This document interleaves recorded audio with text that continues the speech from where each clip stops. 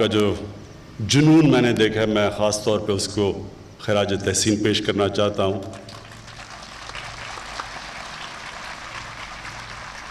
تعلیم کے لحاظ سے بھی، اور جو آپ کو یہ جنون ہے کہ پاکستان میں ہمارے جو جنگلات ہیں ان کو بچانے کے لیے، میں اس لیے خاص طور پہ آپ کو خراج تحسین پیش کرتا ہوں۔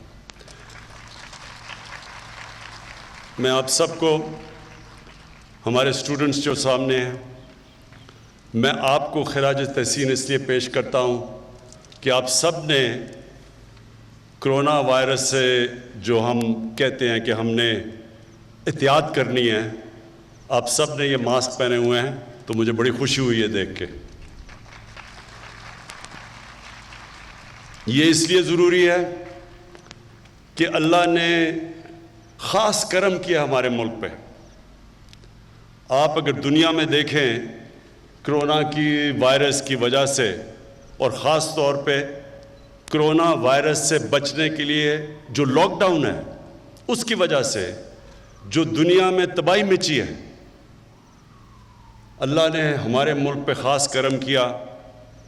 ہمارے لوگوں کے، پاکستانی قوم کے لیے بھی یہ بڑی فخر کی بات ہے کہ انہوں نے بھی SOPs کے اوپر عمل کیا، اور آج ہم جو تباہی آنی چاہیے تھی، جو آئی ہے دنیا میں کرونا وائرس کی وجہ سے، پاکستان اس سے ابھی تک بچا ہوا ہے۔ ہمارے حالات دنیا سے بہت بہتر ہیں۔ ساتھ والا ہمارا ہمسایہ ہندوستان، میں دیکھ رہا تھا اور مجھے بڑا افسوس ہوا دیکھ کے کہ وہاں ایک دن میں تقریباً 700 لوگوں کی فوتگیاں ہوئی ہیں، اموات ہوئی ہیں کرونا کی وجہ سے، اور اللہ کا شکر ہے کہ پاکستان میں یہ کرو نیچے آ رہی ہے۔ تو میں اپنی قوم کو آج اس اوکیزن سے بھی کہنا چاہتا ہوں، بہت ضروری ہے کہ جو قربانی کی عید اب آ رہی ہے، اس میں ہم سب احتیاط کریں۔ میں نے ایڈمنسٹریشن کو بڑے سختی سے کہا ہے کہ SOPs کے اوپر عمل کرنا ہے ہم نے، کہ اللہ نے اگر ہمارے پہ کرم کیا ہے تو ہم اس کا شکر ادا کریں، SOPs پہ عمل کر کے اور احتیاط کر کے، کیونکہ اللہ کہتا ہے کہ میرے سے دعا تب مانگو، پہلے خود کوشش کرو، احتیاط کرو۔ تو انشاءاللہ اگر ہم نے قربانی کی عید پہ احتیاط کی، جو ہم نے پچھلی عید میں نہیں کی تھی، تو انشاءاللہ ہم اس بہت بڑے امتحان سے نکل جائیں گے۔ اب جس مقصد سے میں یہاں آیا ہوں، دیکھیں یہ جو آپ سب طالب علم بیٹھے ہوئے ہیں، آپ کو سمجھنا چاہیے کہ یہ آپ کے مستقبل کے لیے اب ہے۔ ہمارے ملک میں بدقسمتی سے ہم نے کبھی پرواہ نہیں کی، جس طرح ہم نے اپنے جنگلات کو کاٹا، جس طرح ہم نے آہستہ آہستہ جو اللہ نے نعمتیں بخشی تھیں پاکستان کو، ان کی ہم نے قدر نہیں کی۔ ہم نے جو فارسٹ کور، جو جنگلات کا ہر ملک میں کور ہونا چاہیے، پاکستان بدقسمتی سے وہ ملک ہے جس میں تقریباً دنیا میں سب سے کم جنگلات بچ گئے ہیں۔ ہمارے جو انگریز کے زمانے کے بھی جنگل چھوڑے گئے تھے، جس طرح کندیاں میاں والی میں ایک بہت بڑا جنگل تھا، چھانگا مانگا ہم نے بڑا جنگل تھا، اور بھی چیچا وطنی بڑے بڑے جنگل تھے۔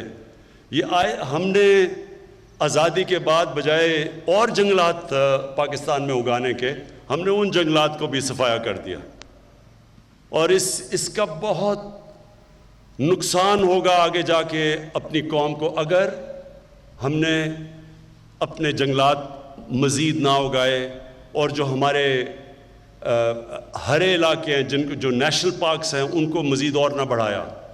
تو سب سے پہلے تو میں یہ کہوں کہ پاکستان آزادی سے اب تک 30 نیشنل پارک تھی پاکستان میں۔ آزادی سے اب تک ہم نے اپنے دور میں 9 نئے نیشنل پارکس ڈکلیئر کیے ہیں، اور صرف نیشنل پارک، اور یہ ضروری آپ کے لیے سمجھنا اس لیے کہ نیشنل پارکس ہوتے ہیں جو ہم اپنے جنگلات کو بچا لیں، ادھر پھر جانور بھی بچ جاتے ہیں، ادھر پھر موقع ملتا ہے ہمیں دیکھنے کا، ٹورزم کا، جا کے دیکھنے کا، اپنی جو ماحولیات ہے اس کا بھی دھیان رکھنے کا، کیونکہ جو جنگلات ہوا صاف کرتے ہیں، اور اس کی وجہ سے جو گلوبل وارمنگ دنیا میں جو موسم گرم ہو رہا ہے وہ بھی اس سے بھی بچ جاتے ہیں جتنے آپ اپنے ملک میں درخت اگائیں۔ تو ہم نے سب سے پہلے تو فیصلہ کیا کہ 9 مزید نیشنل پارکس ہم نے ڈکلیئر کر دیے ہیں، تو اور انشاءاللہ اس کو مزید بڑھاتے رہیں گے۔ اس کے بعد اب تک جو ہم نے فیصلہ کیا تھا کہ ہم نے پاکستان میں 10 ارب درخت اگانے ہیں، ابھی 2 سال تک ہم نے 30 کروڑ درخت اگائے ہیں، اور 30 کروڑ درخت اگاتے ہوئے ہم نے نرسریز بنائی ہیں، یعنی جب نئے آپ جنگلات اگاتے ہیں تو آپ کو درختوں کی نرسریز چاہیے۔ تو ابھی جو ہماری نرسریز میں درخت ہیں، انشاءاللہ اگلی جون تک پاکستان میں ہم 1 ارب درخت اگا چکیں گے، اور کیونکہ ہماری نرسریز میں اور پودے اگتے جائیں گے تو انشاءاللہ جو ہمارا ٹارگٹ ہے اس کے ہم قریب پہنچ چکیں گے اپنے 5 سال میں۔ میں آپ سب سے آج اپنی جو پاکستان کے نوجوان ہیں، جو ہمارے فیوچر ہیں اور آپ کا فیوچر ایک ہرا پاکستان ہے، میں آج آپ سب سے اپیل کرتا ہوں کہ آپ نے درختوں کو اگانا ہی نہیں، پودے لگانا صرف نہیں، ان کو بچانا بھی ہے۔ ان کے لیے ہم نے خاص طور پہ جو نگہبان، جنگلات کو بچانے کے لیے جو نگہبان، وہ ہم نے اپوائنٹ کیے ہیں۔ امین 10 گنا بڑھا جو اب اس فورس میں 10 گنا بڑھا کتنے ہیں 300 ہے 3000 کا 300 ابھی تک ہمارے پاس نگہبان اس علاقے کے اندر ہے، اور انشاءاللہ اس کو 10 گنا بڑھا رہے ہیں، 300 سے 3000 تک لے کے جا رہے ہیں۔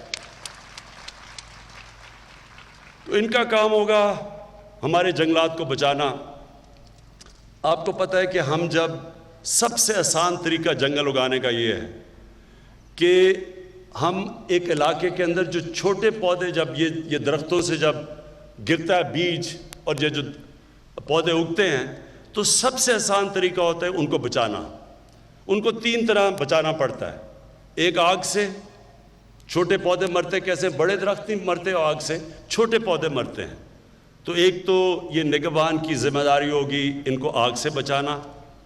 دوسری جانور، ایک جانور ہوتا ہے جس کو سے کہتے ہیں، انگریزی میں پوکیوپائن کہتے ہیں، وہ بھی چھوٹے پودے مار دیتا ہے، اور پھر جب بکریاں آتی ہیں جنگل میں تو وہ بھی چھوٹے پودے کھا جاتی ہیں۔ تو ایک ان سے جانوروں سے بچانا ہے، اور تیسری چیز انسانوں سے بچانا ہے۔ وہ لوگ جو کہ جنگلات کاٹتے ہیں، جو لوگ جس کو ہم ٹمبر مافیا کہتے ہیں، جو پورا ایک مافیا ہوتا ہے جو پیسے بناتا ہے درخت کاٹ کے، اور جنہوں نے بڑی تباہی مچائی ہے پاکستان میں، تیسرا ان سے بچانا ہے ان نگہبان نے۔ تو انشاءاللہ یہ جو میں اپنی آنے والی جو ہماری جو نئی جنریشن ہے، جو آپ سب ہیں، ان کے اندر اب زیادہ شعور ہے اپنے ملک کو، اپنے مستقبل بچانے کے لیے۔ ان کو زیادہ سمجھ ہے اب کہ کتنی ضرورت ہے ایک ملک کو درختوں کی، اور وہ چیزیں سمجھ بیٹھے ہیں جو ہمارے جب ہم بڑے ہو رہے تھے ہمیں کوئی نہیں بتاتا تھا۔